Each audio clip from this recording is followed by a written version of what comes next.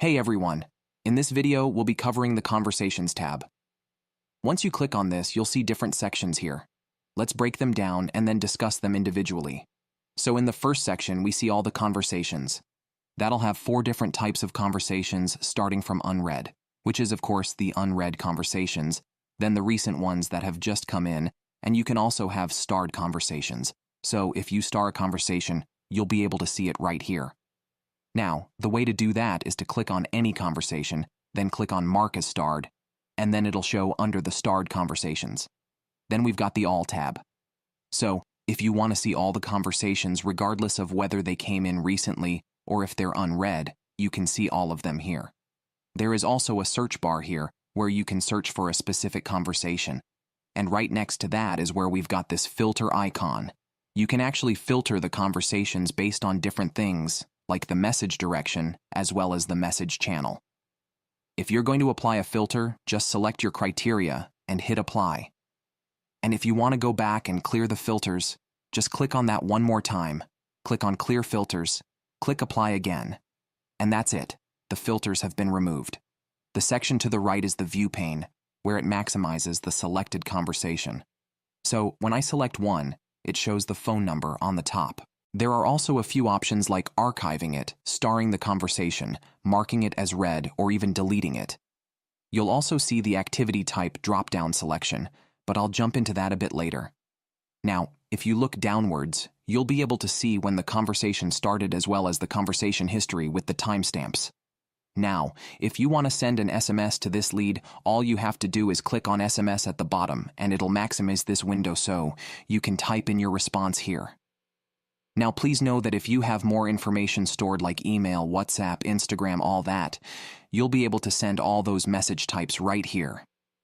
Now when you're sending a message, you'll see that you've got a bunch of different options. The first one is attaching files where you can upload documents if you need to. You can also insert emojis to make your messages more visual and insert templates like snippets or text templates.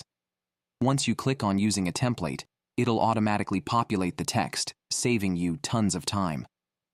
Another thing you can do is request a payment right from the Conversations window. Please know that the contact must have a name before you start using this feature. So let's go ahead and try it out with another user. I'm going to pick this one right here, and then if I try to request payment by clicking on the $ icon, you'll see that it allows me to send a payment request. You can easily add your line items as well as define the price and then also set an invoice due date. And once you click on copy link and mark as sent, it'll add a payment link with their name as well. And then it's just a matter of clicking on send. Now, as you can see, this user does have email information saved as well, so we can either send them an email or an SMS. Now, when you click on the More button, the plus icon, right here, it'll give you all the system fields and custom values in the account. So you can use things like contact first name if you need to. If you click on that, it'll automatically populate that here. And you can even use more custom values like appointments, start date and time if they do have an appointment booked. Now, when you want to send a message, you can either send it right away or you can click on this timer icon and it'll allow you to schedule your messages, which is pretty cool if you need to send it at some future date and time. Alright, so now if we have a look at the right sidebar, we've got these 3 little icons here. Starting with the first one, we've got contacts. So when I click on that, it'll actually display the contact information of the lead you're talking to. So you can see multiple details like their contact information, their tags, as well as what workflows they're currently in. You can also add or edit their name from here if you need to. Then if you click on the calendar icon, this is for appointments. If you want to book a person right away from the chat, you can click on Book an Appointment. And then it'll bring up this pop-up where you decide what calendar you want to book them in, and then you can also put in the appointment title, like a discovery session, and then decide the date and time. Once you're satisfied, just click on Book an Appointment. And then it'll generate an appointment for that person. After successfully booking the appointment, you'll start seeing them under upcoming appointments. You might also notice that the appointment details updated and will also be mentioned in the conversation history. No need to worry because this is not what's going out to the customer. This is an activity type. So now back to the activity type, drop-down selection. So if I click on that and I filter it only for the SMS, you'll notice that now it's only displaying the messages that have gone out. Clicking on all will show you the activities as well. And anything that is marked with this icon is just an activity, which is for your view only, and it's not being sent to the customer. The only things that will go out are the messages or emails that would be a part of the automation sequence for booking an appointment. The last option in the sidebar is the opportunities icon. Let's say you want to add them to an opportunity or a pipeline.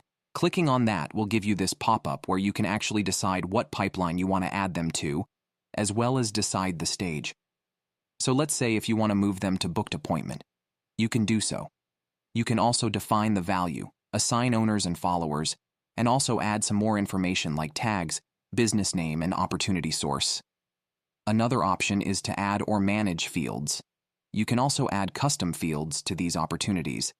So if you click on that, it'll actually take you to the custom fields menu.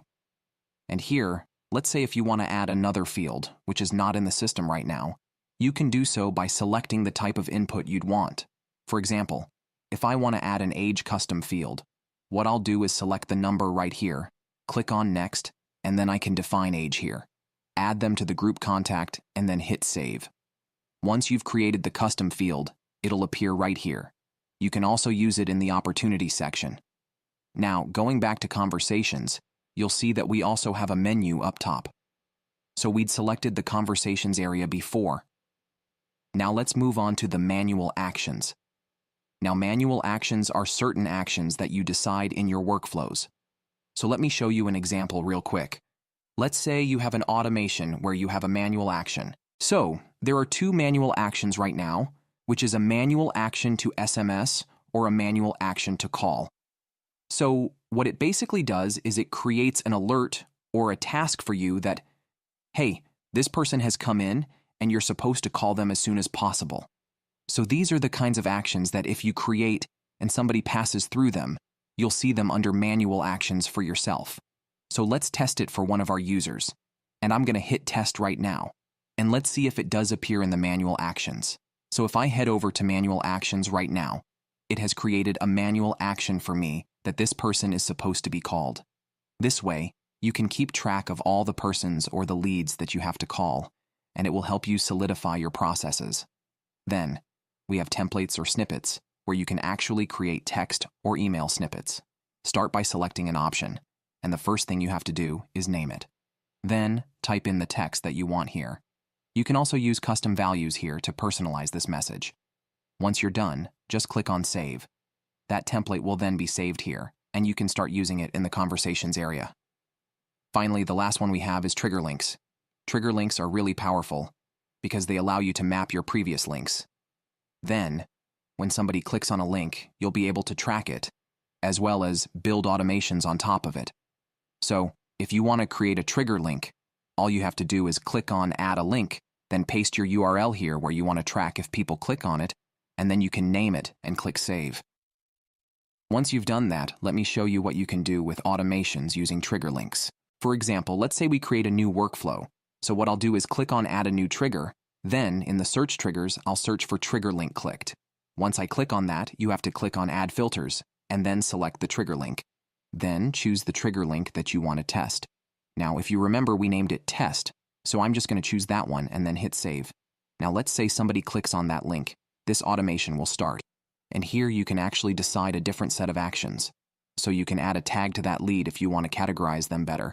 And then you can also perform more actions, like maybe sending an SMS and thanking them for opening that link or whatever was inside that.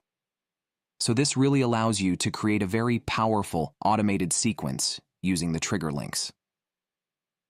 All right, so that's it for the training for the Conversations tab, and thank you for watching.